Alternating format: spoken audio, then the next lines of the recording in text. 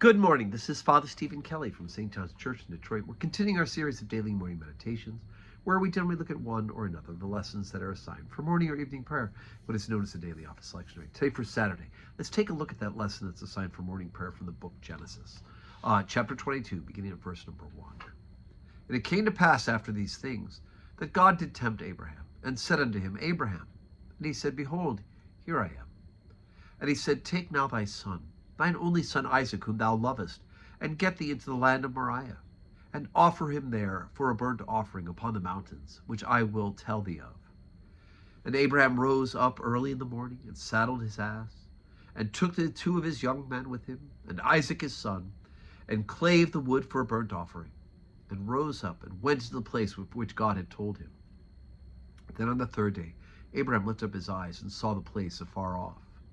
And Abraham said unto his young men, Abide here ye with the ass, and I and the lad will go up yonder and worship, and come again to you. And Abraham took the wood of the burnt offering, and laid it upon Isaac his son. And he took the fire in his hand and a knife, and they went both of them together. And Isaac spake unto Abraham his father, and said, Father. And he said, Here am I, my son. And he said, Behold, the fire and the wood, but where is the lamb for the burnt offering? And Abraham said, My son, God will provide himself a lamb for the burnt offering. And so they went, both of them together. They came to the place which God had told him of. And Abraham built him there an altar, and laid the wood in order, and bound Isaac his son, and laid him on the altar upon the wood. And Abraham stretched forth his hand, and took the knife to slay his son. And the angel of the Lord called unto him out of heaven, and said, Abraham, Abraham. And he said, Here am I. And he said, Lay not thy hand upon the lad, neither do thou anything unto him. For now I know that thou fearest God, seeing thou hast not withheld thy son, thine only son, from me. And Abraham lifted up his eyes and looked, and behold, behind him a ram caught in the thicket by his horns. And Abraham went and took up the ram, and offered him up for a burnt offering in the stead of his son. And Abraham called the name of that place Jehovah Jireh, as it is said to this day, in the mount of the Lord it shall be seen.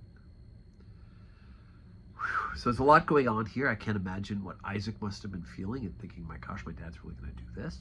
And Abraham, after all that he'd been through in order to get a son, is now being asked by God to sacrifice him. And yet Abraham is faithful and obedient and is willing to do. And I'm sure he was praying the whole way up that God would change his mind. But he was faithful. And of course, God changed his mind last moment. I knew right from the beginning, I would say, that he wasn't going to actually have him do this. But there's all sorts of analogies that we see here to the death of God's own son, Jesus Christ, right? The fact that the wood was laid upon him, and we can think of Jesus, God's only son, bearing the wood of the cross and being willing to die for our sins. So there's that wonderful analogy that we see, both in this offering that Abraham is willing to offer, and the fact that Jesus becomes the willing sacrifice of himself, the Son of God, to die for our sins. So today is Saturday. No public worship here today at St. John's, but tomorrow we gather together to glorify God, right? 7:30 morning prayer, 8 o'clock Holy Communion, 10 o'clock Holy Communion, and 5:30 p.m.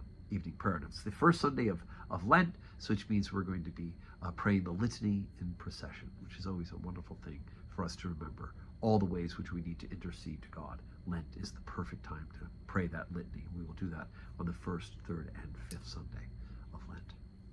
So I do hope that you will be with us for worship, and if not, you can watch on the live stream. But either way, may God grant you a Saturday that is full of blessings.